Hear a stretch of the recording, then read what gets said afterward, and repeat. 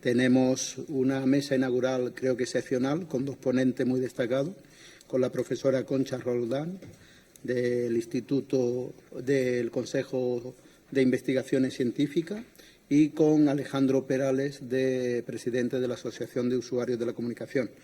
El objeto de esta mesa lleva por título Desinformación, ética de los discursos e inteligencia artificial, y la profesora Concha Roldán hablará sobre hiperinformación, solicismo y desigualdades crecientes en las sociedades digitales, y el profesor Alejandro Perales de medidas contra la desinformación en el marco europeo.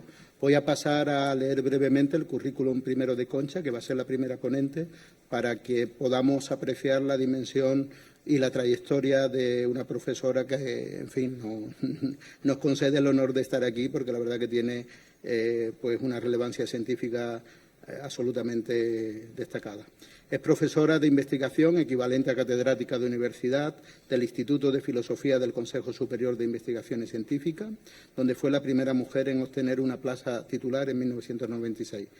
Ha sido directora del Instituto de Filosofía del CSIC entre 2008 y 2023, es decir, durante 15 años. Desde el 2023, vocal de la Comisión de Mujeres y Ciencias de este mismo Consejo de Investigaciones Científicas y miembro del Consejo Asesor de Direcciones del CSIC. En el año 2021 puso en marcha la Comisión de Igualdad del Centro de Ciencias Humanas y Sociales, de la que fue coordinadora hasta finales del año 2025. También es patrona de la Fundación Ortega Marañón desde el año 2023. Desde el 2021 preside la Red Española de Filosofía y la Asociación GENET, Red Transversal de Estudios de Género en Ciencias Humanas, Sociales y Jurídicas. Y desde el 2023 preside también la Red Iberoamericana de Filosofía.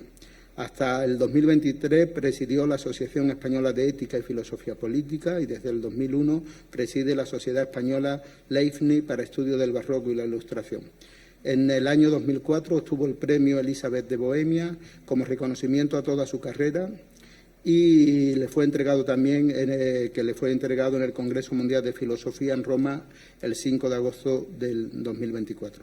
Dirige la colección de clásicos del pensamiento desde el 2022, así como la colección Moral, Ciencia y Sociedad, junto a Roberto Rodríguez Aramayo y Techu Ansui en Plaza y Valdés desde su creación en 2007, y es miembro del Consejo Asesor de la colección de Feminismo de Cátedra desde el 2014. Ha sido directora de las revistas Seguridad, revista de Filosofía Moral y Política, desde el 2016 hasta el 2023. Ha dirigido 9 proyectos nacionales de I+D+I, varios proyectos internacionales. Actualmente es investigadora principal junto con Astrid Warner del proyecto nacional I+D, Incertidumbre, Confianza y Responsabilidad, claves ético-epistemológicas y de las nuevas dinámicas sociales en la era digital. Y hasta agosto del 2025 fue IP junto a Miguel Palomo del proyecto Los sótanos de la desinformación de usuarios a terroristas en la sociedad digital. Tiene numerosas publicaciones sobre filosofía moderna, ilustración, ética, estudios de género y filosofía de la historia, entre las que cabe destacar sus libros Entre Cassandra y Clio, una historia de la filosofía de la historia, y también tiene otro sobre Leibniz, En el mejor de los mundos posibles, entre otros libros colectivos. Figura como editora de Philosophy of Globalization y El desván de la razón, Cultivo de las pasiones, Identidades, ética y sociedades digitales, publicado recientemente en Plaza y Valdés. En fin, como veis, es una prolífera investigadora muy destacada y que tenemos el honor de escucharle con una intervención que lleva por título Hiperinformación, solicismo y desigualdades crecientes en las sociedades digitales. Así que cuando quiera, muchas gracias. Muy bien, muchas gracias. Ya casi con esto ya me levanto. Bueno, ahí ya veis, luego después en las pausas, para que veáis los distintos negocietes que podemos hacer, de estudios de género, de filosofía, de las cosas que... Entonces, bueno, quiero empezar, broma aparte, agradeciendo mucho a Juan Carlos volvernos a encontrar, que estuvimos en La Laguna no hace tanto juntos, y por la presentación y, sobre todo, por la organización del Congreso, en especial a las personas que me han contactado, Susana de Andrés y Belinda de Frutos, pero todas las personas que están detrás. Bueno, yo me he hecho un esquemita intentando no alargarme y porque la verdad que la mesa de inauguración, los que habéis estado, ya me han pisado la mitad de lo que yo tenía que decir, porque ha sido una presentación con mucha enjundia, digamos, ¿no? He elegido los conceptos hiperinformación, solipsismo y desigualdades porque me parece que en el contexto del tema que tratamos aquí, de la ética de los discursos, responsabilidad compartida en tiempos de polarización e inteligencia artificial, quizás son los que quedan un poquito más en la sombra. Yo ya adelanto que voy a hablar de desigualdad y voy a hablar de feminismo también un poquito al final. O sea, hay cosas que se ven menos y me gustaría con estas pinceladas que nos dijeron un poco que diéramos, ¿no? Un poco más que mesa inaugural, es como un poco poner en situación de lo que va a ser el Congreso, las muchas comunicaciones que va a haber de todos los compañeros y compañeras y, bueno, de un Congreso que ya lleva en la 10ª edición, que, como decíamos antes, el jefe de todo esto ha ido manejando un poco, ¿no? Pero que se van pisando, digamos, los callos pertinentes, es decir, que cada año se va hablando de las cuestiones, digamos, que nos queman más, ¿no? Yo digo, he elegido estos 3 conceptos por eso, para subrayarlo un poco, y porque en el grupo de investigación, que ya habéis visto que yo vengo de la filosofía, bueno, hice una tesis sobre el tema de la libertad, y en el grupo Teoría cum praxi, que tiene ese lema heredado de Leibniz y de Kant, procuramos trabajar por conceptos. Entonces, si habéis visto también los proyectos en los que he trabajado sobre estos temas, que son los últimos, porque, claro, no podemos ya dedicarnos a hacer ética y filosofía política sin hacer una referencia muy especial a las sociedades digitales. Ya todos, lo queramos o no, estamos inmersos en ella y por eso lo habéis visto que está en el título de los proyectos, siendo así que se han subrayado otros conceptos que están detrás de lo que yo voy a hablar, que es incertidumbre, confianza, responsabilidad, en uno de ellos, ¿no? Y en el libro también que es de reciente publicación que hemos mencionado, era el título del proyecto anterior que heredó este otro y que tenía también como, bajo el título El desván de la razón, se hablaba del cultivo de las pasiones, las identidades éticas y las sociedades digitales, que es algo de lo que hemos hablado también y seguimos hablando fundamentalmente, ¿no? Y si yo pongo y subrayo ahora lo del desván de la razón, es porque lo que voy a intentar es mostrar que, a pesar de que estamos en esas sociedades digitales, si queremos hacer que este mundo, digámoslo con toda la letra, siga siendo humano, tenemos que buscar en ese desván de la razón. Los filósofos buscamos nuestros conceptos filosóficos, pero relacionándolos con todo ese bagaje cultural que creo que tenemos y que es muy necesario no olvidarnos de que lo tenemos.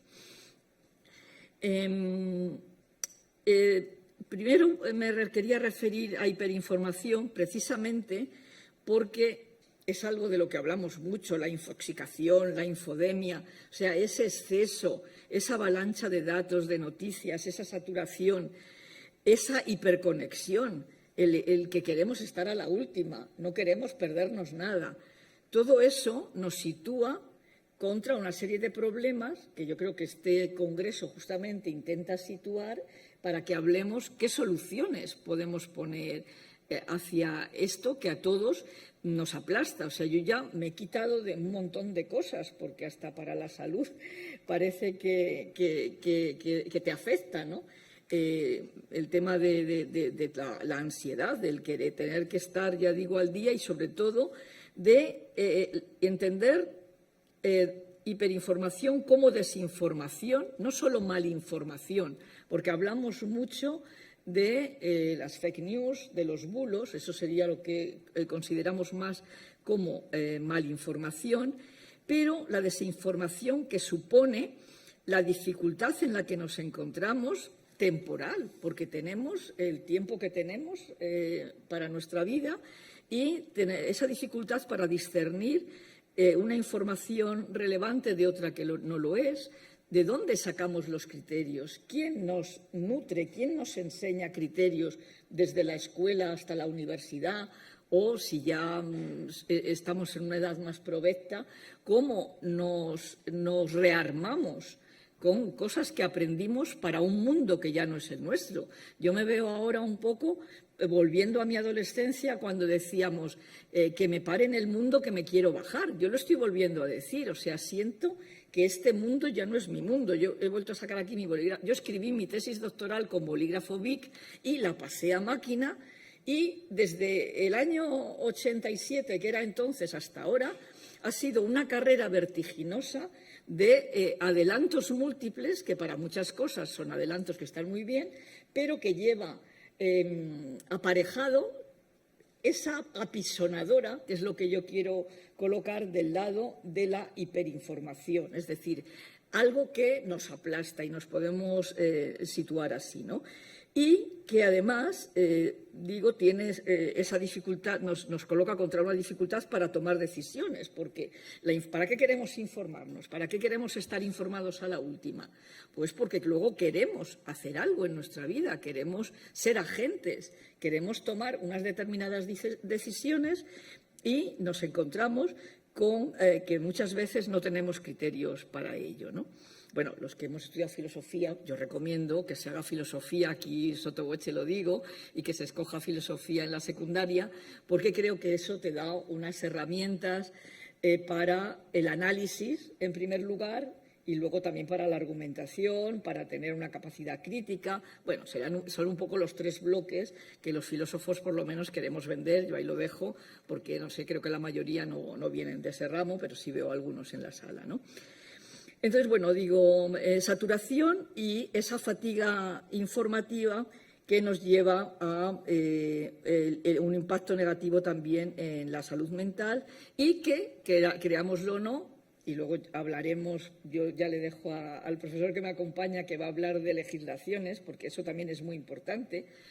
Hablábamos de distintos agentes. Bueno, yo voy a ir a lo que podemos hacer los individuos, los ciudadanos, pero digo que hay una repercusión en nuestra creatividad y en nuestro propio rendimiento en el trabajo, pero en nuestro propio disfrute de la vida. O sea, nos encontramos tan agobiados, y hay síndromes que mencionan por todas partes, ¿no?, de la nomofobia o el FOMO, el miedo a quedarte sin el móvil, en fin, que eso yo creo que si nos lo miramos un poco en la multitarea, o sea, nos vemos presos de ello casi todos. Tenemos que estar controlándonos todo el tiempo para no hacer varias cosas a la vez. Y ya se ha dicho en la inauguración, es una idea que quiero mencionar aquí, subrayar que se repite mucho que los medios cibernéticos, Internet, que son herramientas, que son medios para hacer otras cosas. Yo creo que hay que subrayar que esto no es así. O sea, yo creo que ya hemos investigado lo suficiente para saber que no son neutros y que no están plenamente bajo nuestro control, sino que moldean la forma en que tenemos que relacionarnos con nosotros mismos y con los demás. Es decir, nos están cambiando nuestra forma de concebir. Ya Marx McLuhan lo dijo hace muchos años, que el medio es el mensaje. Y yo creo que esto está claro, ¿no? Los medios no son solo transmisores del mensaje, sino que son parte del mensaje mismo. Internet y los TIC no son meras herramientas, como son las herramientas mecánicas, sino que se convierten en extensiones del propio sistema nervioso central, y nos convierten en lo que ya Donna Haraway tematizó como los cyborg. O sea, yo soy la primera, que aquí tengo para ver la hora, porque ya me quité el reloj de pulsera, pues donde aquí no hay un reloj en el aula, pues para irme guiando, aunque amablemente ya me avisarán, pero lo tengo aquí. Y vamos por la calle y a veces nos caemos y ponemos el codo porque es que llevamos esto en la mano. Entonces, bueno, esto es el cyborg. Entonces, hay que esa idea utópica. O sea, yo creo que hubo hace un par de décadas un boom utópico, ¿no?, de la aldea global, de lo que nos iba a llevar la hiperconexión, todo un mundo hiperconectado, pero ahora nos encontramos que se está abriendo una brecha enorme entre el mundo virtual y el mundo real. O sea, nos vemos con problemas para separar este cyborg, qué es lo que está en ese mundo virtual, que muchas veces es real, pero que muchas veces es una información falsa. Muchas veces nos hace imaginar algo que no somos o que no son los otros. Uno de los temas, el tema de la polarización, es justamente, y lo decían también al comienzo, la falta de escucha. Por eso estoy pasando ya al tema de lo que yo he puesto como solipsismo, que es ese reduccionismo del cuerpo a nuestra mente y solo a nuestra mente. Es decir, nos creemos que estamos conectados con los otros, pero son un espejismo de los otros lo que estamos percibiendo. Nosotros vemos lo que queremos ver. Y algo mucho peor, o sea, cuando hacemos una discusión online, no escuchamos el argumento del otro. Estamos ya preparando qué es lo que yo quiero decir antes de que el otro o la otra haya terminado de expresar su argumentación. ¿Por qué? Porque este mundo, y además yo quería volver a recordar que no hace más de 5 años estuvimos inmersos en una pandemia, que ya parece que nos hemos olvidado de que la hubo, que cambió muchísimos de estas formas de actuación. Nos vimos encerrados en nuestra casa, nos vimos recurriendo los que teníamos, yo por eso lo voy a mencionar también al final sobre las desigualdades, los que teníamos los aparatos pertinentes nos pudimos conectar con el mundo exterior y los que no se quedaron, bueno, los que tenían casa, porque y los que no tenían casa, como quedaron en la calle. O sea, no nos olvidemos de que estamos hablando, o sea, este mundo virtual de Internet y nos conecta y nos pone en conexión a una clase, volvamos a hablar de clases, superior, que vivimos en una burbuja, pero hay un porcentaje muy grande de todo el mundo mundial, y no solo en Occidente, que está viviendo bajo mínimos en situaciones de pobreza, entre las que se encuentran fundamentalmente las mujeres y los niños. Eso ya lo apunto porque, a ver, yo me dedico también, como algunas colegas de aquí, a trabajar con las gafas moradas de los estudios de género, y si hablamos solo en masculino, pues no nos damos cuenta de que hay una gran parte de la población que está, sobre todo, digamos, que la representan las mujeres, que están, por una parte, viviendo en violencia, pero por otra parte viviendo en pobreza, y que muchas veces las dos cosas tienen que ver, ¿no? Bueno, yo digo, hay ese reduccionismo al que se llega es lo que queremos combatir. Yo ya voy adelantando por si luego no me da tiempo a desarrollar mucho. Hay que combatir ese reduccionismo de ese mundo virtual por la complejidad real, por la complejidad del mundo real y la complejidad que somos los humanos. O sea, nosotros tenemos unas conexiones que van mucho más allá de lo que simplifica. O sea, la máquina, la inteligencia artificial, el robot, todos los que queramos, todos los sistemas también de redes, y tienden a situarlo todo analíticamente y a simplificar. Y por eso es lo que nos coloca en esa polarización de A o B. O sea, ese es el principio de identidad. A es A, B es B. Pero la complejidad del mundo humano, la complejidad ética, la complejidad política, social, cultural, es otra. Entonces, tenemos que mirar si estamos sabiendo reflejar esto.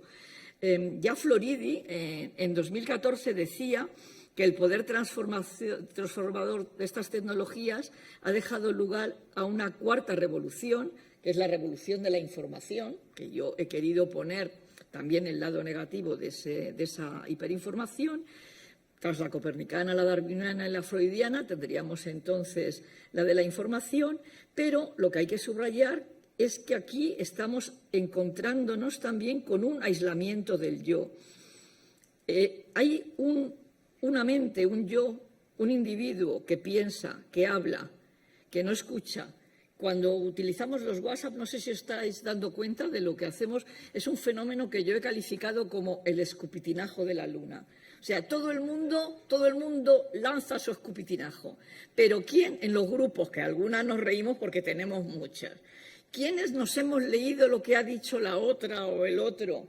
No, tú vas a soltar lo tuyo, ¿no? Pero no, en el grupo no hay ese diálogo que al principio quisimos, porque lo quisimos así, ¿no? ¿Qué pasa? Que somos 50, 100, casi es prácticamente imposible, pero se genera este fenómeno, ¿no? En realidad me escucho a mí misma, ¿no? Entonces, digamos que esta cuarta revolución, que soñábamos como algo muy positivo, utópicamente lo que hace es alterar nuestra propia condición. Está afectando a nuestra concepción del yo, quiénes somos, está afectando a nuestras relaciones, cómo socializamos, está afectando a nuestra concepción de la realidad, digamos, nuestra concepción metafísica de lo que es el mundo. Y, por último, bueno, habría más cosas, pero yo he querido poner 4 fundamentales: nuestra interacción con la realidad, nuestra capacidad de agencia en el mundo. Decimos que queremos cambiar cosas, pero nos sentimos impotentes, porque ¿cómo podemos cambiar esas cosas, ¿no? Entonces, hay en realidad una difuminación de la frontera entre la realidad y la virtualidad, entre lo humano, la máquina y la naturaleza. Hay una sobreabundancia de información y en vez de ver objetos independientes, lo que hay es interacciones, procesos, redes que parece que se conectan a veces independientemente incluso de nosotros mismos, ¿no? Y todo esto trufado con la inmediatez, lo instantáneo, que nos para la reflexión. O sea, lo que queremos, cuando decimos que pare en el mundo, que me quiero bajar, es tiempo para la reflexión. Se ha vuelto a reivindicar el slow professor, ¿no? O sea, sobre todo, ¿cómo podemos hacer filosofía si no nos queda el tiempo para la reflexión? Yo os digo, me quité de todas las redes, me quité de cuando era Twitter, el X ya, en los rayos X es la última vez que lo vi, cuando me hicieron una prueba médica. Pero yo dije, no quiero, porque además enseguida, inmediatamente opina sobre esto en no sé cuántos caracteres. Así no se puede ni dar una opinión fundada, ni dar una opinión que pueda dialogar con los demás. O sea, lo que generas es los míos y los otros, esa polaridad. ¿Eres de mi bando o no eres de mi bando? Además, también no nos olvidemos que en los estos que conectamos son burbujitas también. O sea, casi siempre estamos hablando con los nuestros, ¿no? Entonces, bueno, paso ya un poquito más rápido porque veo que el tiempo va pasando. Digamos, hay que olvidar un poco ese mito de la virtualidad y ver que en realidad no sé si existe, y lo lanzo aquí para la discusión, una discontinuidad entre el mundo offline y el mundo online, o si lo que existe es una continuidad que se ha convertido en lo que a mí me gustaría, por eso ponía solipsismo, denominar soledad digital. Es decir, al final estoy yo con ese mundo que invento. Y esa sociedad y la sociedad que nos rodea al final es esa sociedad digital que es un espejismo de lo que es esa realidad. Es como yo me lo estoy interpretando. Entonces, bueno, creo que lo estoy cargando mucho las tintas, ya lo sé, pero esto, digamos, desacredita ese mito fundacional de lo utópico, lo liberador y lo neutral que quiso aquel Silicon Valley, ¿no?, en la Declaración de Independencia del Ciberespacio, ¿no? Ya lo ha subrayado Shoshana Zuboff hace unos años con la era del capitalismo de la vigilancia, y yo quería mencionar aquí el último libro de Javier Echeverría, que se titula No hay derecho, que lo presentamos estuve en la presentación hace unos días, donde él habla de esos nuevos señores, de los señores feudales, los señores del aire, que ya él presentó en los años 90 en su trilogía, ¿no?, pero que ahora se ha puesto, digamos, mucho más virulento. Esos señores feudales que nos obligan si queremos seguir, o sea, primero nos han enganchado, estamos enganchados al Microsoft para trabajar. Entonces, tenemos que suscribir contratos que sustituyen a los primeros que tuvimos. No vemos muy bien todas esas letras pequeñas, pero al final lo que estamos es nutriendo todo eso que hemos hablado tanto. Hay parte muy positiva en esos Big Data, pero lo hacemos todos nosotros, somos los que estamos dando todas nuestras informaciones. Es que eso es impresionante cómo nos están... Susana Zubach, el capitalismo de la vigilancia, cómo nos están vigilando, saben dónde estamos, lo que nos gusta, porque además se quieren enriquecer con nosotros. O sea, los señores feudales son ese 1% de la humanidad que está enriquecida frente a ese 99% que con mayor o menor porcentaje llegan hasta la pobreza absoluta y cada vez, bueno, se habla ya, que no hablamos de clases, porque lo que era el profesorado y todos los que estamos aquí un poco, esa clase media que ya no sabemos muy bien dónde estamos. Entonces, creo que no nos tenemos que olvidar de esto también, ¿no? De que hay unos intereses, bueno, económicos, pero que van más allá de lo económico, porque el poder del mundo virtual, en ese poder se está jugando también otra forma de mundo, ¿no? Entonces, bueno, voy a pasar ya al último punto, no sin recordar que en 1980 Landon Winner dijo también que hacer tecnología es hacer política. Nuestra maestra Celia Morós decía que conceptualizar es politizar, que nos enseñó a muchas feminismo.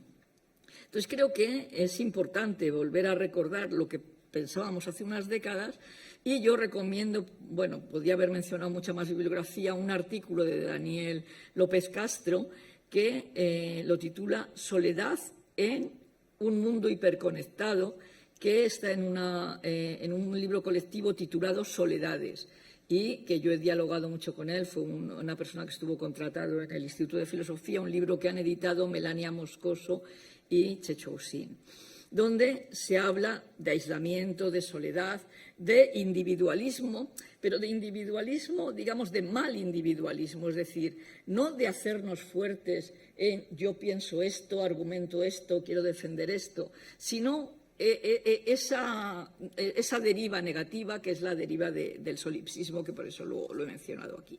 Y sin olvidarnos que hay también muchos sujetos más vulnerables que otros.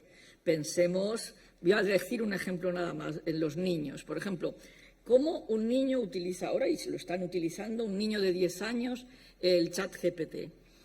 Está utilizándolo para contarle sus problemas, para decirle lo que quiere hacer, lo que no quiere hacer. Es lo que en mi generación teníamos como el amigo invisible. Pero ¿qué es ese amigo invisible? Alguien que no te va a criticar nada, no te va a poner ningún pero, no te va, es un espejo, o sea, no va a haber algo diferente de ti, no es ni ese amigo invisible que nos inventábamos, pero que no son los amigos reales.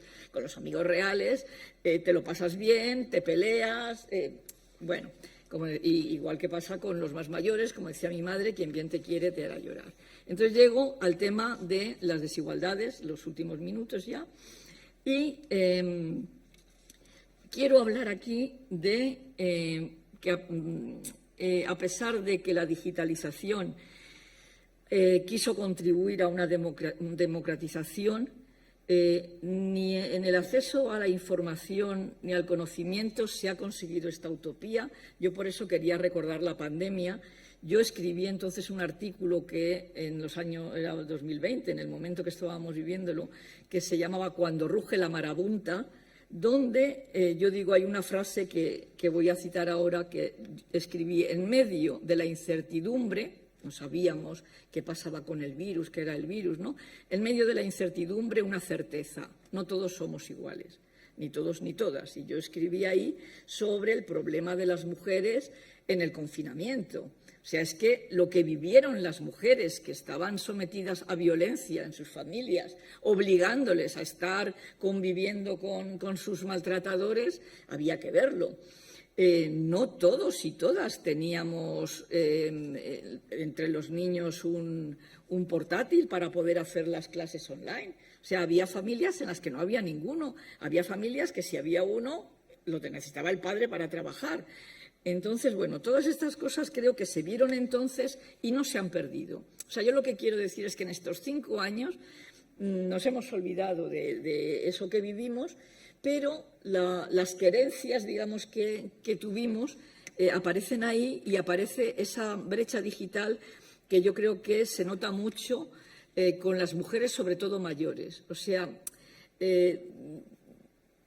yo pienso, no me importa decirlo, yo voy a cumplir ya 68 años, ya digo, vengo de haber escrito la tesis con el bolígrafo Bic y he intentado seguir el mundo que me ha tocado, pero veo que hay otras mujeres en mi barrio, yo vivo en un barrio obrero en Madrid, que cuando voy a comprar el pan hablo con ellas y, bueno, aparte de algunas decirme, ay, Conchita, hija, pero tú eres feminista con lo maja que eres, que ya dice el tono de que el feminismo, y es con lo que quiero ahora ir terminando ya, el feminismo se está tomando también por todo lo que circula en las redes y por todo ese pensamiento conservador del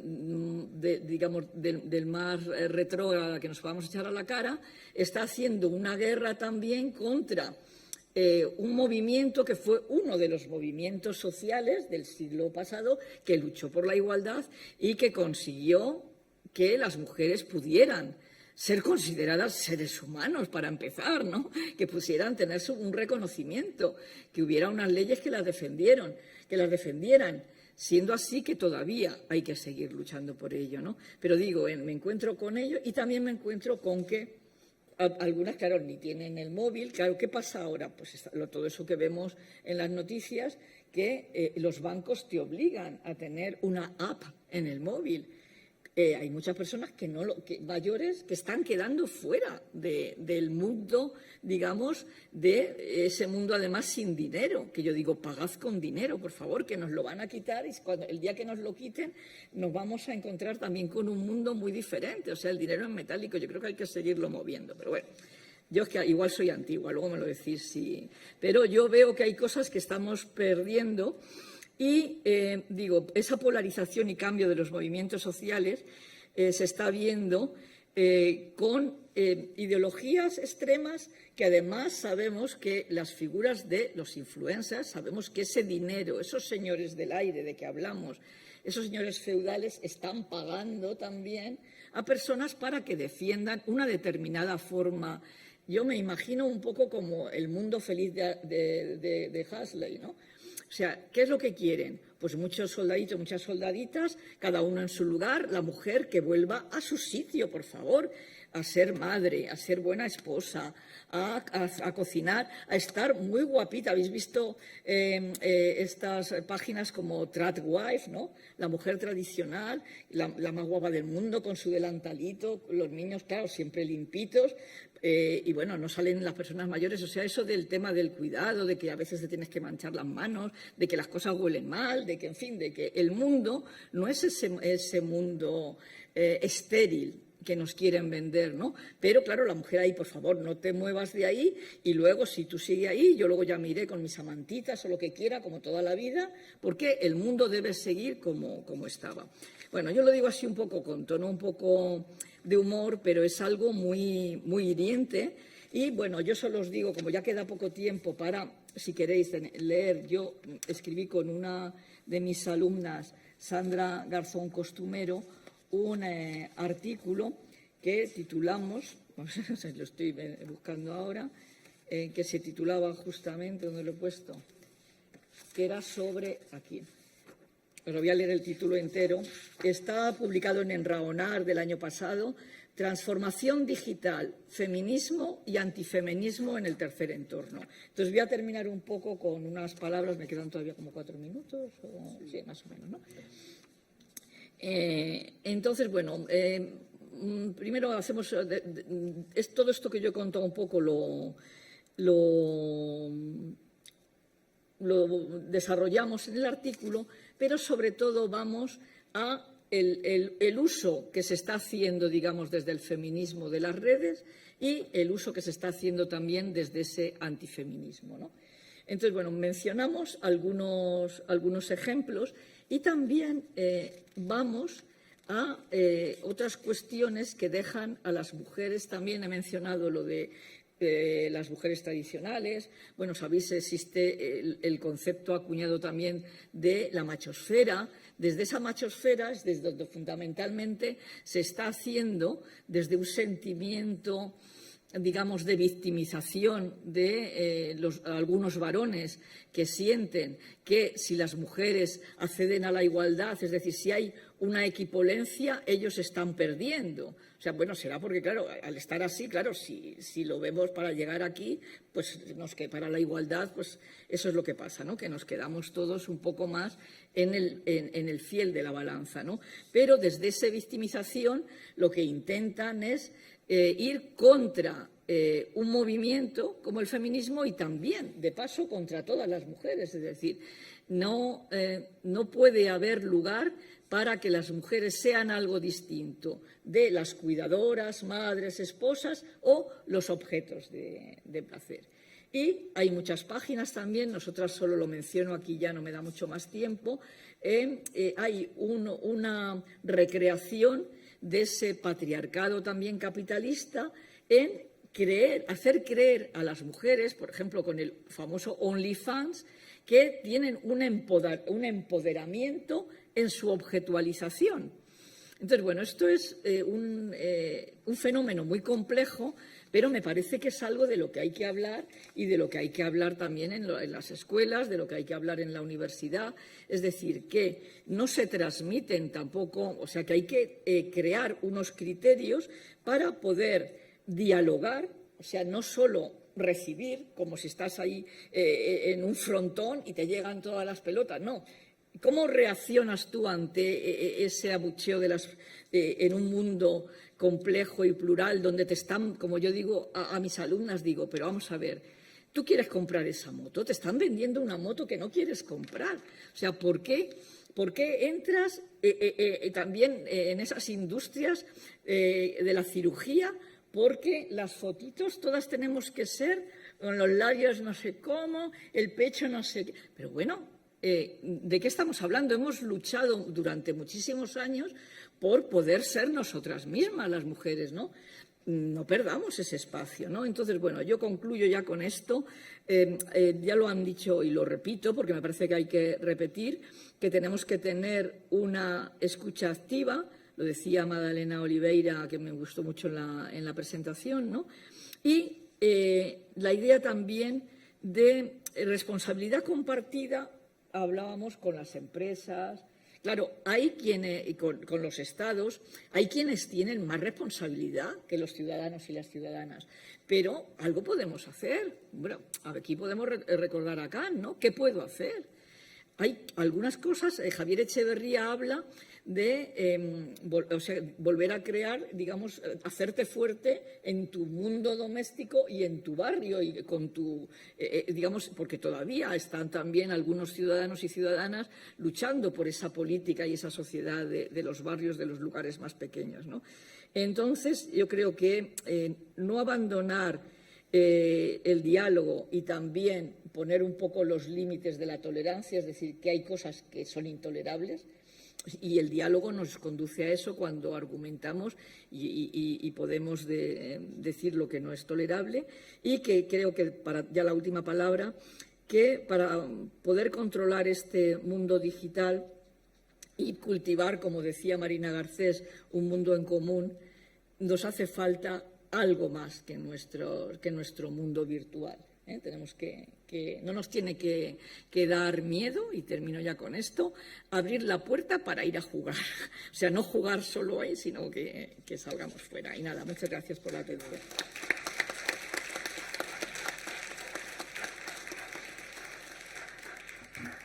Muchas gracias, Concha, por tu interesante intervención.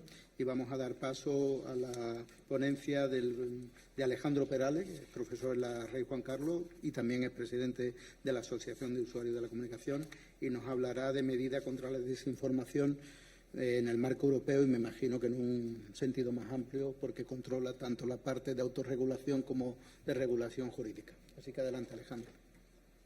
Está en pantalla, ¿verdad? Sí.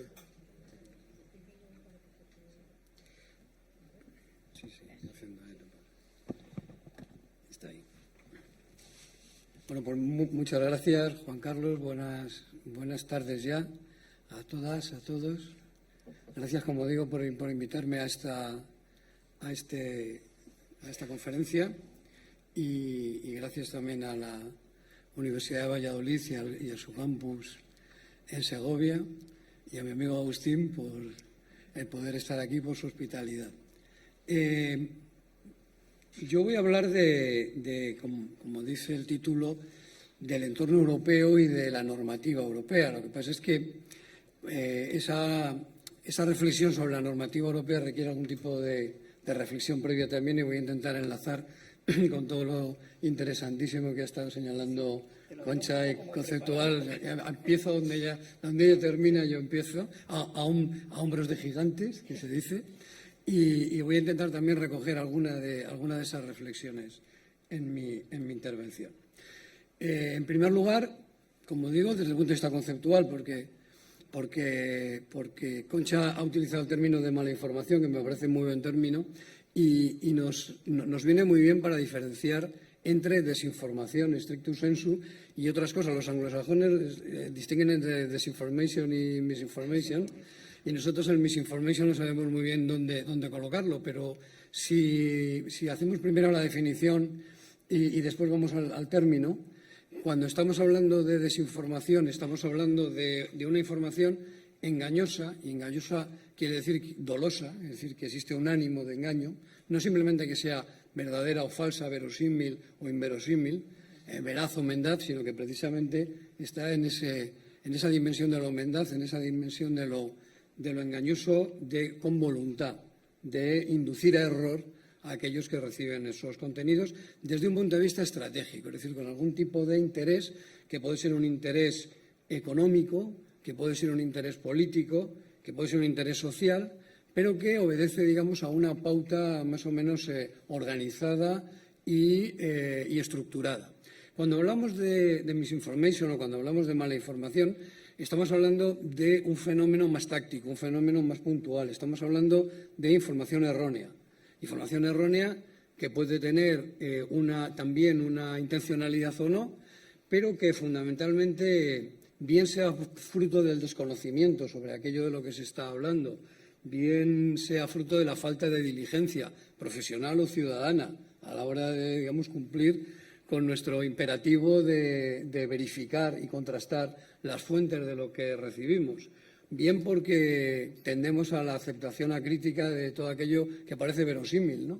Y por lo tanto, pues no nos lleva más allá, o que nos parece intuitivo, ¿no? Y tampoco intentamos rascar más allá de esto. O por la gratificación que nos aporta, y también lo señalaba Concha, pues porque nos permite presentarnos como alguien más informado que el resto, o alguien que lidera desde el punto de vista de la opinión, o alguien que le apetece decir algo porque y como pasaba con el rumor, y ahora me referiré también a él, porque nos horripila o porque nos seduce, ¿no? Y entonces le damos mucha importancia a aquello que vamos a contar, ¿no?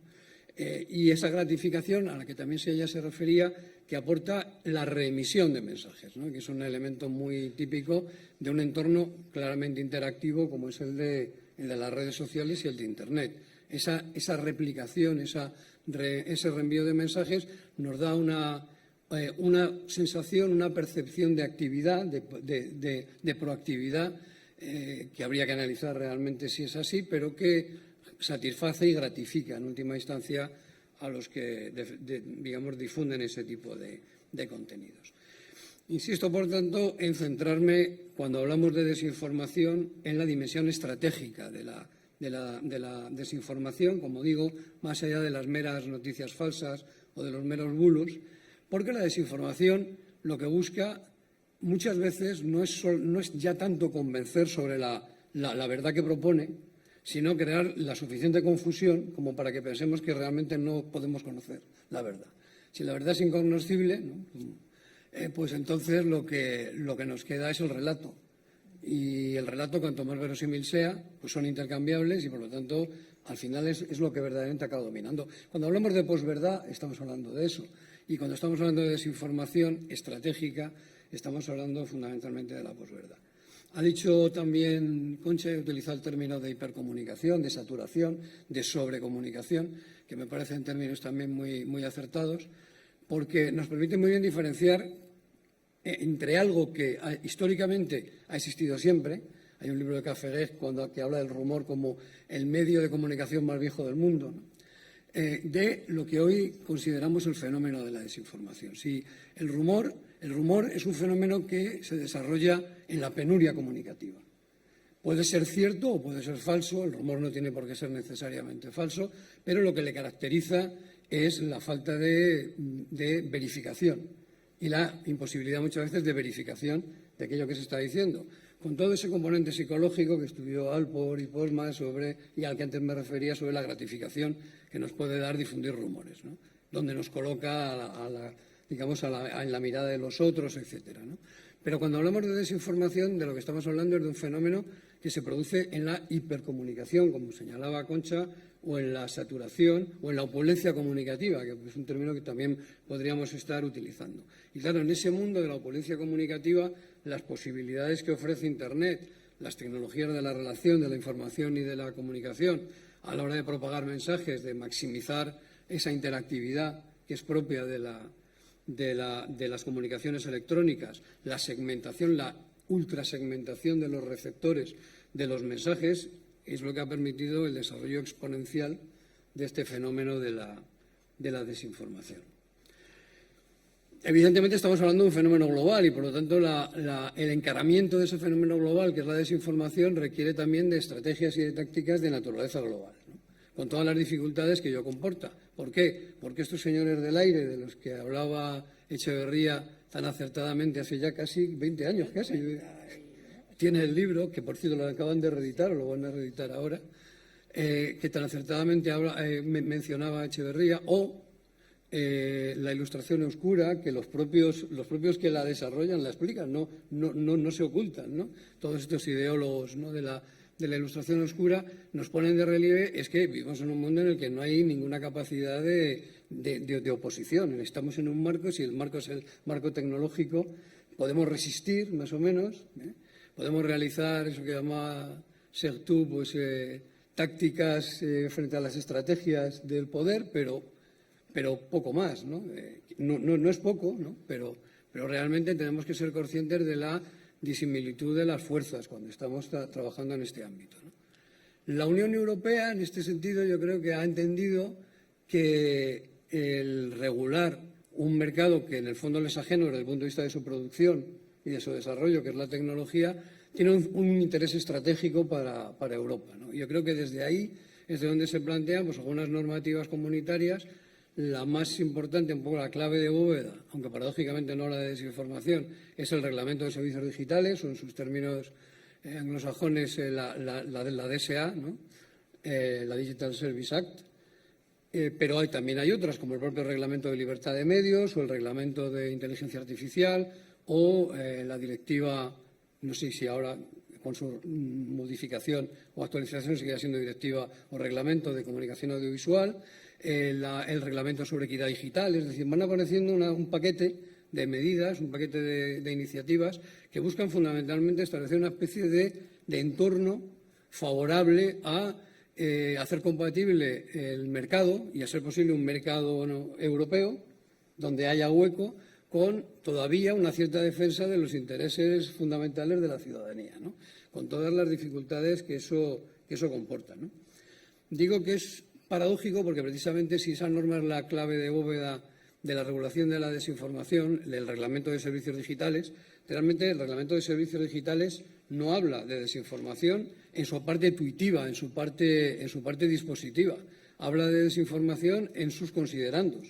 Por lo tanto, tenemos que hacer siempre un ejercicio de analogía, de ir pensando en ese principio básico de lucha contra la desinformación que establece en sus considerandos la DSA, con los artículos, con el articulado que luego podemos ir manejando, ¿no?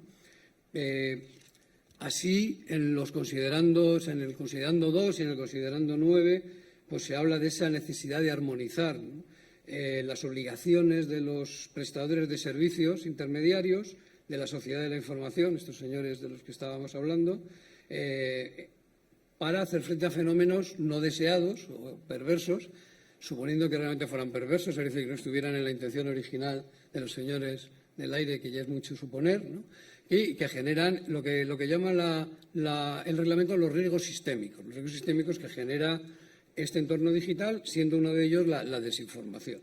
En el artículo 69 se habla de la segmentación de los destinatarios y también el efecto perverso que tiene ese enorme conocimiento que también señalaba Concha de nosotros que tienen todas estas empresas y que, por lo tanto, no es que les lleve a identificar a consumidores vulnerables, porque consumidores vulnerables somos todos. Les lleva a identificar las vulnerabilidades que cada uno de nosotros o de nosotras tenemos y enfocar fundamentalmente hacia esa vulnerabilidad sus mensajes, sus proclamas o sus propuestas, ¿no?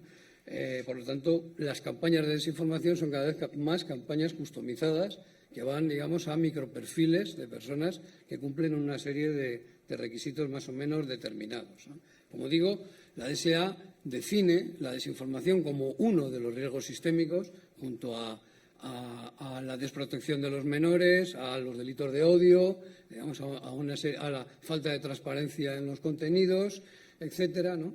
Y de ahí intenta establecer una serie de obligaciones generales que se aplicarían fundamentalmente a lo que se llaman las grandes plataformas de Internet y los grandes buscadores, y que en un momento dado empezó por ahí la regulación, que a partir de un determinado momento se extiende al conjunto de los operadores del mercado, pero que todavía sigue aplicándose de forma fundamental o pretendiéndose aplicar de forma fundamental a esos grandes operadores, del mercado, ¿no? Lo que viene a decir el Reglamento de Servicios Digitales es que los prestadores tienen que tomar una actitud proactiva en la defensa de los usuarios, ¿no? La amplificación algorítmica de la información pues tiene que intentar paliarse con una transparencia en el ámbito de los algoritmos y de la difusión de información y de la difusión de propaganda. La adopción de medidas de concienciación debe estar también en las actividades que se proponen desde el punto de vista de la responsabilidad social corporativa, este tipo de empresas, este tipo de operadores de las comunicaciones electrónicas. Deben facilitar a terceros, que pueden ser tanto las autoridades como los expertos académicos, como los verificadores, como la propia ciudadanía empoderada, ¿no?, tal y como aparece mencionada en el reglamento, esa supervisión de los riesgos emergentes que va generando la desinformación en todos los ámbitos donde la desinformación es más potente, ¿no?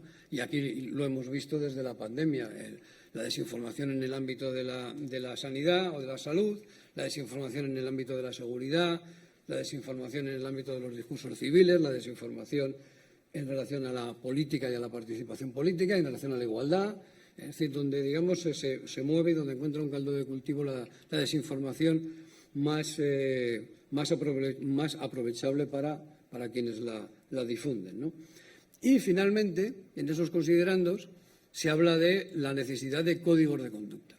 ¿Códigos de conducta para qué? Bueno, pues para mitigar esos riesgos sistémicos.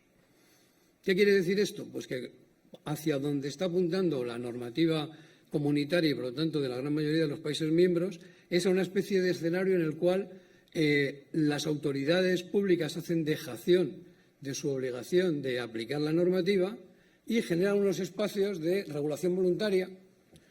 La Ley General de la Comunicación Audiovisual en España es un ejemplo claro de esto, ¿no? Al final no sabe uno, pero bueno, va uno leyendo la norma y cuando llega a las infracciones y sanciones, de pronto ha desaparecido la autoridad reguladora, ¿no? ¿Dónde está, no? En algún artículo me la he dejado porque no acabo de verla, ¿no? Entonces, esta idea de que, bueno, como es tan difícil aplicar una norma positiva en un mundo tan abierto, ¿no? Y no se pueden poner puertas al campo, que dicen los que nunca van al campo, porque los que van al campo saben que está lleno de puertas. Y toda esta enorme dificultad, ¿no?, que tiene, pues bueno, vamos a establecer, digamos, como modelo complementario o alternativo o como modelo realista pues algún tipo de regulación voluntaria que pase por la autorregulación de los operadores y, como mucho, que pase por la corregulación de esos que se autorregulan con las autoridades, de alguna manera. Un acuerdo de corregulación a partir de ese compromiso de autodisciplina o de autorregulación de los operadores. Y al final lo que acaba pasando con el reglamento de servicios digitales es que después de establecer un elenco de propósitos, ¿no?, al final acaba dejando todo eso, el cumplimiento de todos esos propósitos a la libre voluntad, entre comillas, de unos operadores que se avienen, cuando se avienen, a firmar un código de conducta con la libertad de salirse cuando quieran, con la libertad de cumplir las partes que les parezca bien de ese código de conducta, porque no tienen por qué cumplir el código de conducta en su integridad, o directamente irse como hizo X, porque incluso esto le pareció demasiado o demasiado poco asumible, ¿no?, desde sus cuarteles de invierno en Estados Unidos. Les pareció que esto que se planteaba en Europa era inaceptable y acabó saliendo incluso del propio código de conducta, ¿no? Por eso digo que la DSA tiene una serie de objetivos muy honorables, ¿no? La mayor protección de los derechos fundamentales de la ciudadanía, una menor exposición a contenidos inadecuados o a contenidos negativos o perjudiciales, especialmente en el caso de los menores, creación de unos canales que puedan ser más o menos eficaces para que la ciudadanía pueda expresar su queja o su reclamación ante los contenidos, una mayor transparencia algorítmica, permitiendo que entren, digamos, en el fondo de la maquinaria algorítmica de los investigadores académicos, los verificadores, como digo antes, la propia ciudadanía, ¿no?, que puede entrar en ese motor, ¿no?, que es la profecía autocumplida, ¿no?, que es el algoritmo, un mayor control democrático también del sistema, una mayor supervisión de ese entorno digital. Y en ese sentido, todo aquello que plantea el reglamento de servicios digitales, pues yo creo que está muy bien, ¿no? Otra cosa es el recorrido real que pueda tener eso desde el punto de vista de imponer una serie de normas y una serie de reglas a las grandes empresas de Internet. El reglamento se dota también, no solamente, digamos, de un elenco de buenos propósitos, ¿no?, de desiderata, también se dota de algunas herramientas, ¿no?, de actuación, ¿no? El propio papel de la Comisión Europea, que se reserva la posibilidad de actuación cuando estamos hablando de incumplimientos que exceden a los Estados miembros. Estamos hablando del supervisor de servicios digitales. En cada uno de los Estados miembros se nombra una autoridad supervisora. En España es la CNMC, que es también la supervisora audiovisual. El problema es que todavía no se ha desarrollado la normativa que tiene que permitirle actuar, con lo cual todavía no actúa la CNMC en este terreno. El BOUR, es decir, la Junta Europea de Servicios Digitales, que es la que agrupa, donde está el antiguo ERGA, donde agrupa a todos esos supervisores de servicios digitales. Bueno, está el antiguo ERGA, es el Comité Europeo de Medios. Pero digamos en esa línea, porque hay un cierto solapamiento, además de estos organismos supranacionales, ¿no? Es un poco donde se coordinan, a su vez, las autoridades supervisoras o coordinadoras de los servicios digitales en cada Estado miembro. Una figura de empoderamiento social, que son los alertadores fiables, ¿no?, los trusted flaggers, que pueden ser organizaciones sociales, que pueden ser entidades sin ánimo de lucro, y que se les va a dar un tratamiento especial cuando sean designados por los supervisores de servicios digitales. En Europa ya están designados en la mayoría de los países. Suelen ser organizaciones de derechos civiles, organizaciones ciudadanas, organizaciones del ámbito de la alfabetización mediática, etcétera, que les da una especie de canal prioritario para que, reconociendo esa labor de fiscalización, de seguimiento, de supervisión del cumplimiento de la directiva, puedan presentar reclamaciones y en una vía rápida puedan ser elevadas, y digo bien elevadas, a las grandes empresas de Internet, que por otro lado tienen también la libertad de aceptar o no aceptar la retirada de esos contenidos que los alertadores fiables han planteado que deben desaparecer, ¿no? Y la resolución extrajudicial de conflictos, que viene a ser un poco también el correlato de la regulación voluntaria. Es decir, dejar aparte la vía judicial, dejar aparte la vía administrativa e ir a un entorno de resolución extrajudicial de litigios que permita también de forma amigable llegar a acuerdos entre las partes, que en este caso son la ciudadanía por un lado y las grandes empresas de Internet por otro, ¿no?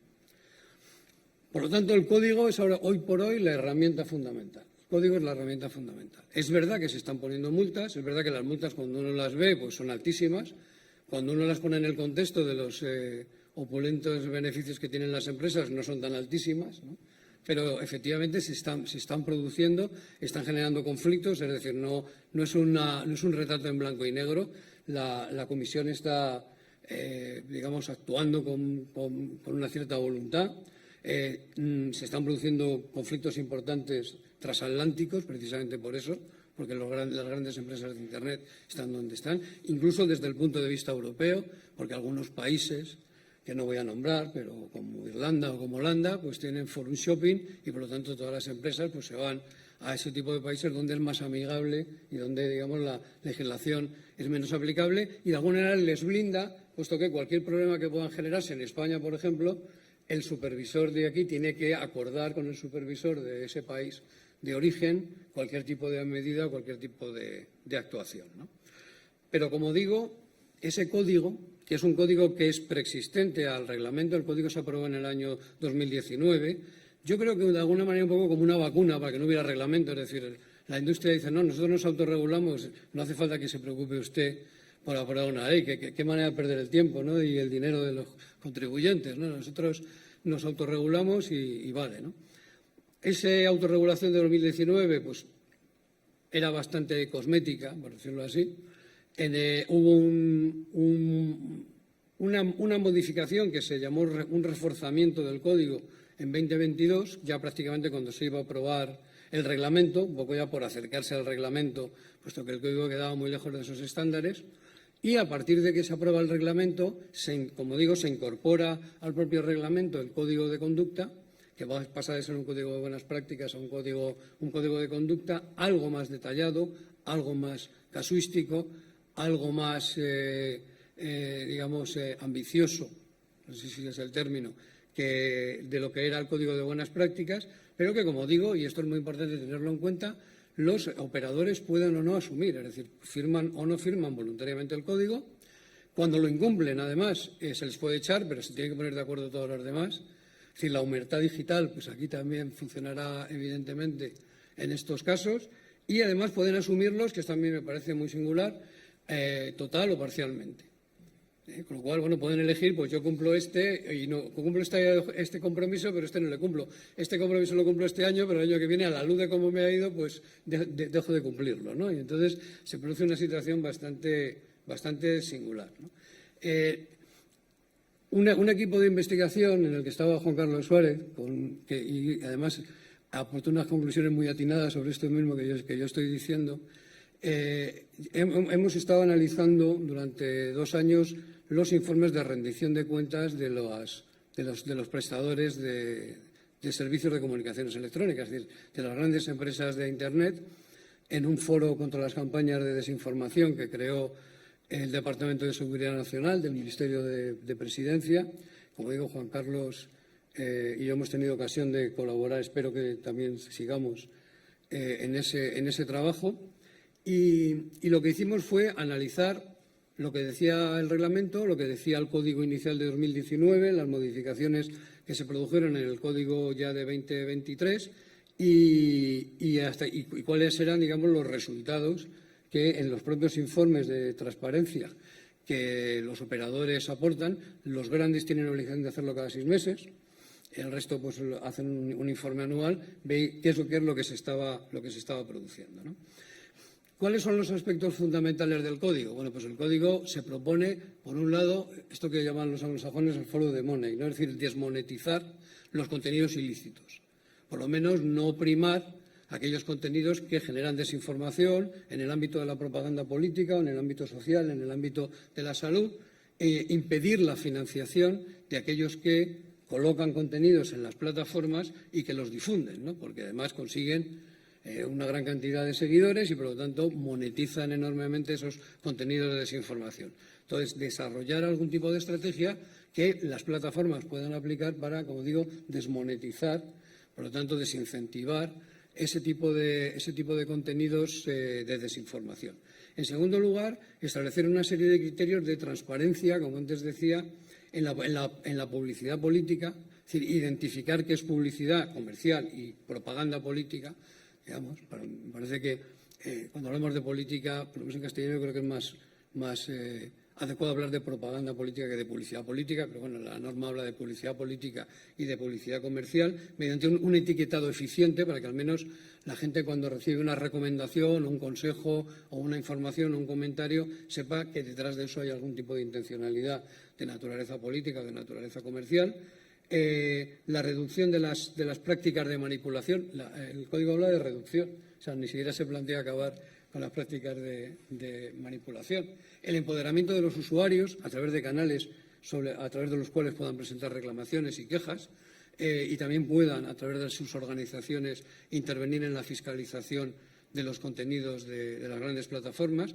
Accesibilidad a los investigadores, que a veces se les ha dado, a veces no, y más bien no, porque suele haber una queja generalizada de aquellos que desde el ámbito académico intentan desentrañar las tripas del artefacto, ¿no?, sobre estos temas desde el punto de vista de los algoritmos y desde el punto de vista de los criterios de recomendación y de moderación, y la verificación de datos. Una verificación de datos que debería ser fundamentalmente verificación externa y que lo que hemos visto en estos años es que las plataformas han ido progresivamente prescindiendo de los verificadores externos para sustituirlos por verificadores internos. En segundo lugar, sustituir a los verificadores internos por los moderadores, por la actividad de moderación. Y ya el remate último, sustituir a los moderadores por eso que se llama las notas de comunidad.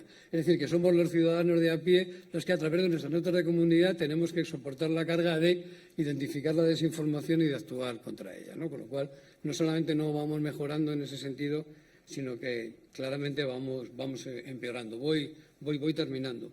El código de conducta es verdad que introduce formalmente, como antes decía, un mayor detalle a la hora de rendir cuentas, establece indicadores cuantitativos e indicadores cualitativos, establece, digamos, un concepto que es el de las TTPs, que son las tácticas, las técnicas y los procedimientos que utilizan las empresas, pero cuando uno se lee los informes, y Juan Carlos se los ha leído con mucha atención, que entiendo que coincidirá conmigo, si no, pues aporta lo que tengas a bien en relación a eso, pero lo que hay es una falta de sistematicidad, en primer lugar. Es decir, unos hablan mucho para no decir nada, otros hablan mucho para decir algo, otros directamente no dicen nada, otros copian en los informes de rendición de cuentas los enunciados de las instrucciones que tienen que cumplir, simplemente copian la instrucción y nada más. Es verdad que hay datos por países, pero no hay datos previos o posteriores a las actuaciones. Hay actuaciones en materia de alfabetización, como digo, hay actuaciones en materia de transparencia, etcétera. A veces se despachan con, bueno, pues hemos actuado en 200.000 ocasiones por contenido inapropiado. Uno no sabe cuál es el contenido inapropiado en el que han actuado y cuál ha sido el resultado en lo que se ha hecho, ¿no? Es decir, hay una falta de información sobre el impacto real de las actuaciones que están realizando. Trato de una impresión de un como sí, ¿no? Cuando uno lee estos informes, no hay manera de saber si esas medidas son efectivas o no son efectivas. Y, en definitiva, esa discrecionalidad a la hora de asumir compromisos, esa vaporosidad a la hora de rendir cuentas sobre lo que se está haciendo, lo que lleva es claramente a pensar que el sistema no puede ser el código de conducta. Si el código de conducta funciona cuando hay una normativa. Hay ejemplos en este país de códigos de autorregulación que funcionan, ¿no? Pero funcionan porque existe primero una legislación, no porque sustituyen la actuación de la legislación, ¿no? Y en esas circunstancias estamos, ¿no? Tenemos que seguir analizando los informes de rendición de cuentas que se van colgando en el portal de transparencia y seguir, denunciando esto a espera de que los propios informes de seguimiento que hace la Comisión Europea, que siempre amenaza con el palo después de la zanahoria, de que si no se cumplen entonces ya de verdad tomaremos medidas, ¿no? O sea, entonces cumpliremos nuestra obligación. pues a ver si efectivamente eso se cumple en algún momento, ¿no? Y nada más, muchas gracias.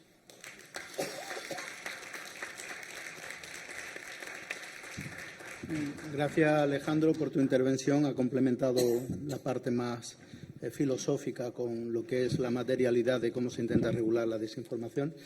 Y, bueno, yo solo por hacer un comentario, creo que ambos coinciden y podemos trasladar al público una pregunta. Creo que vosotros habéis escuchado hablar de los famosos aranceles de Trump, ¿no?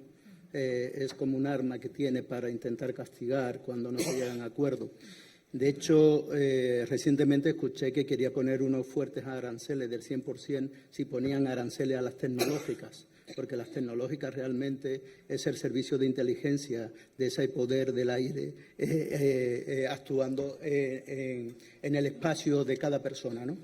Y yo creo que hay una idea que me parece fundamental y creo que es lo que han intentado expresar ambos, que es cuáles son los aranceles no económicos, sino los aranceles desde el punto de vista de los cambios filosóficos, psicológicos y personales que está produciendo esta especie de compra de las nuevas tecnologías. Es decir, hay unos aranceles que tienen que ver con el cambio de nuestro concepto del tiempo, de nuestro concepto de lo íntimo y de nuestro concepto de lo político.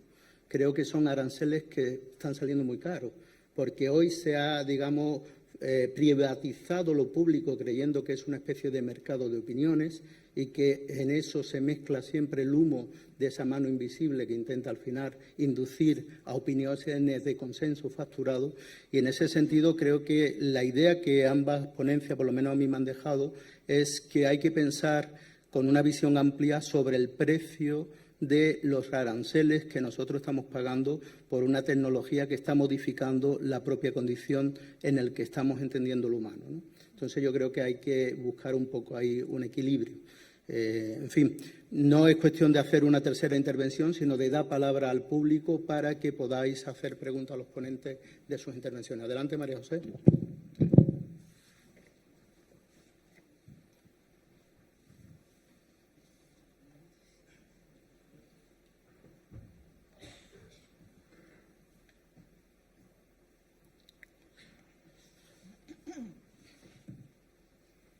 Buenas tardes, muy interesante la mesa, abriéndonos muchísimas perspectivas y muchísimos problemas. Solo voy a atender a dos. Me ha interesado mucho la cuestión, además entre las dos ponencias, de encajar la cuestión de las desigualdades en esas sociedades digitales con las vulnerabilidades.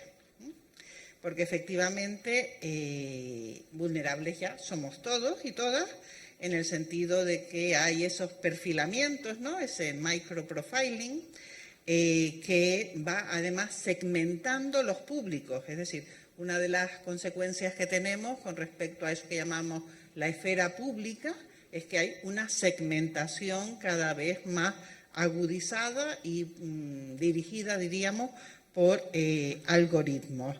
Entonces, desde el punto de vista de la protección, voy a usar esa palabra, o de las garantías para, no sé si utilizar esta terminología, los usuarios de las plataformas, cómo se podría o si hay iniciativas para combatir ese perfilamiento. Por poner un ejemplo, ¿no? Hay un libro de Sarah Wynne Williams que se llama Los Irresponsables, que es un análisis de las políticas de Meta. Y bueno, hay un capítulo atroz sobre cómo se parasitan las vulnerabilidades de los adolescentes pues para vender determinado tipo de consumos, determinado tipo de contenido, etcétera, etcétera. Entonces, bueno, ese sería uno de los asuntos.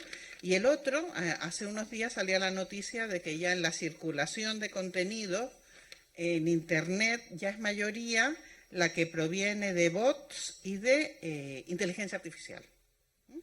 Bueno, ¿no? Hay gente como Cory Doctorow que habla de, ¿no?, scientification, ¿no? Mierdificación lo podríamos traducir. Pero claro, con todo ese contenido automatizado que se produce, ¿cómo podemos ahí hablar de responsabilidad? porque ¿no? Aquí parece que la máquina es responsable, ¿no? Produciendo, supongo que con distintas directrices, pero no podemos entrar en esto que es un poco ¿no? La parte oscura, ¿no? de las plataformas. Entonces, bueno, ¿no? Esas dos cuestiones, ¿no? ¿Cómo las podemos abordar desde el punto de vista, no sé, de una cierta protección?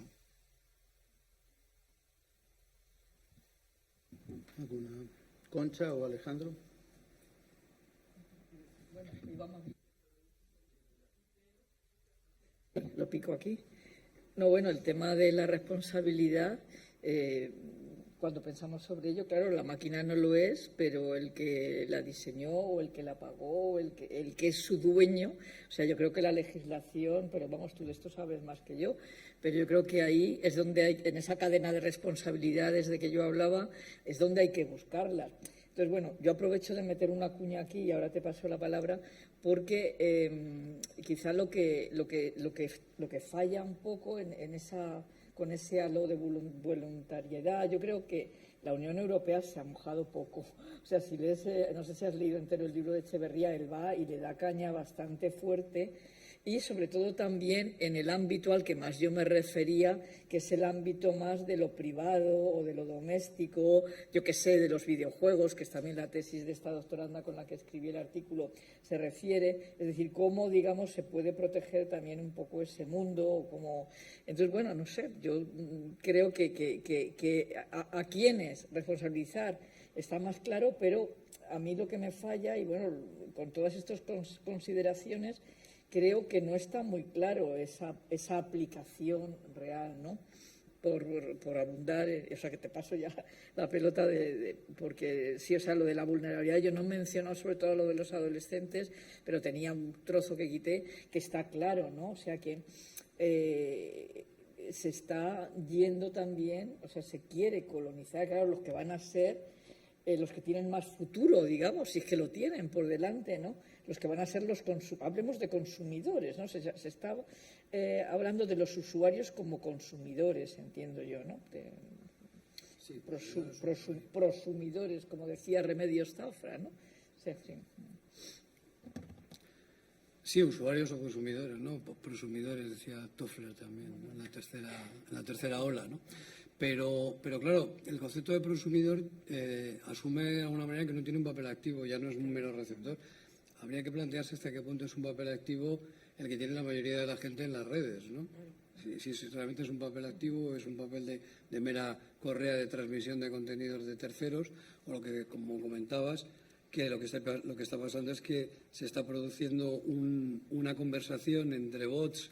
Esto, si fuera un libro de Chesterton, al final no habría ningún humano y ahí serían todos bots hablándose a sí mismos, intentando convencer a unos humanos que ya nos hemos retirado hace tiempo de ese entorno, ¿no?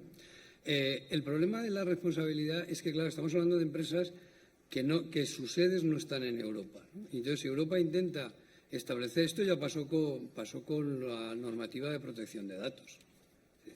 En Europa se establece una normativa muy, muy rigorista en materia de protección de datos, pero al final hay que llegar a acuerdos con Estados Unidos. Y Estados Unidos tiene un concepto de la protección de datos, concepto de puerto seguro, que no tiene nada que ver con la europea. Entonces, ¿cómo concilias eso, no? Porque el negocio está ahí, ¿no? Entonces, si las grandes empresas de Internet amenazan con no firmar ningún tipo de código, si se les intenta imponer ese código que ellos han aceptado para que no se les imponga la normativa, y amenazan pues, con abandonar determinados mercados, pues ¿qué ocurre, no? Esto siempre es la más inmediata, ¿no? Cuando se aprueba en otra parte que no es la desinformación, sino la protección de menores, la persecución a las plataformas de contenidos pornográficos para que establezcan sistemas de verificación de edad, lo primero que hacen las plataformas, Pornhub y OnlyFans y tal, es amenazar con retirarse de los países, y cuando alguien entraba ponían un cartel muy grande diciendo no vais a poder acceder al contenido porque Europa coarta nuestra libertad de expresión y no vais a poder verlo, con lo cual lo que buscan es generar un vivan las caenas, ¿no?, por parte de toda la gente que no va a poder entrar en contra de la propia Unión Europea que intenta regular, ¿no? Es muy difícil, ¿no? Digamos, las áreas en las que habría que hacerlo están más o menos claras, por lo que hablamos: transparencia, intervención de fiscalización por terceros, protección de los menores, lucha contra la desinformación y muy especialmente en los ámbitos de las campañas electorales, etcétera. El problema es la dificultad que tiene la propia Europa de imponer normas a empresas que claramente superan el marco europeo, ¿no? Si hubiera alguna otra pregunta, muy breve, porque estamos prácticamente ya con el tiempo agotado, podemos, y si no, pues dejamos aquí la sección y agradecerle a los ponentes su intervención. ¿Hay alguna cuestión o...? Sí, muy breve. Muchas gracias a los ponentes por sus brillantes intervenciones. Para empezar, es solo una curiosidad que podemos aclararlo después también tomando un café, y está dirigida mi pregunta a Alejandro Perales. ¿No crees que me ha parecido en ese sentido que has enfatizado muy bien el considerando 69 la DSA? Porque muchas veces se olvida, ¿no?, sobre todo en la proliferación actual de las campañas de desinformación destinadas sobre todo a sujetos vulnerables, ¿no? Pero ¿crees tú que el reglamento de la IA, a través del artículo 27 y sobre todo a través de los FRIAs, de los Fundamental Right Impact Assessment, no ha aportado algo en ese sistema de protección a los vulnerables? Porque, claro, si pasamos realmente de la sospecha de un sistema de alto riesgo a convertirlo en un sistema prohibido, pues puede mejorar mucho en ese sentido ese tipo de campañas de desinformación. Era solo una pregunta un poco técnica. Yo, como jurista, pues me permito alguna curiosidad de este tipo, pero bueno, si quieres lo dejamos para luego. Lo podemos comentar. No, simplemente decir que efectivamente el reglamento de la IA y sobre todo las directrices que la Comisión tiene que desarrollar o está desarrollando, ¿no?, para la aplicación del reglamento, y luego la normativa de cada Estado miembro para completar el reglamento, porque una cosa es que el reglamento es el reglamento y el reglamento se aplica como tal, no se transpone a los diferentes Estados miembros, como muy bien sabes tú, frente a lo que ocurre con las directivas, y otra cosa es que los reglamentos dejan aspectos que se desarrollan. De hecho, aquí hay una ley, un proyecto de ley de gobernanza de medios que intenta complementar tanto al reglamento de medios. Hay también una propuesta normativa de inteligencia artificial, ¿no?, para complementar. Lo que pasa es que esto, digamos, que afecta a un ámbito concreto que es el de la inteligencia artificial, ¿no? Entonces, en la inteligencia artificial, digamos que el concepto es, en primer lugar, la identificación como tal, es decir, que cualquier contenido que venga a través de inteligencia artificial esté identificado directamente como tal, y luego, efectivamente, como tú muy bien dices, los niveles de riesgo, ¿no? ¿Qué ocurre con el escalamiento de los niveles de alto riesgo a prohibición de contenidos y tal? Cuando no concurre el concepto de ilicitud pues que al final lo que acabas generando es una especie de mercado negro de utilización de la inteligencia artificial, ¿no?, que puede ocurrir. Bueno, pues dejamos aquí esta sección. Agradecer de nuevo a Concha Roldán y a Alejandro Perales su participación. Y ahora creo que hay secciones de comunicaciones y tendréis que ir cada uno al aula que corresponde. ¿Alguien de aquí, de la organización, nos puede indicar? Perfecto.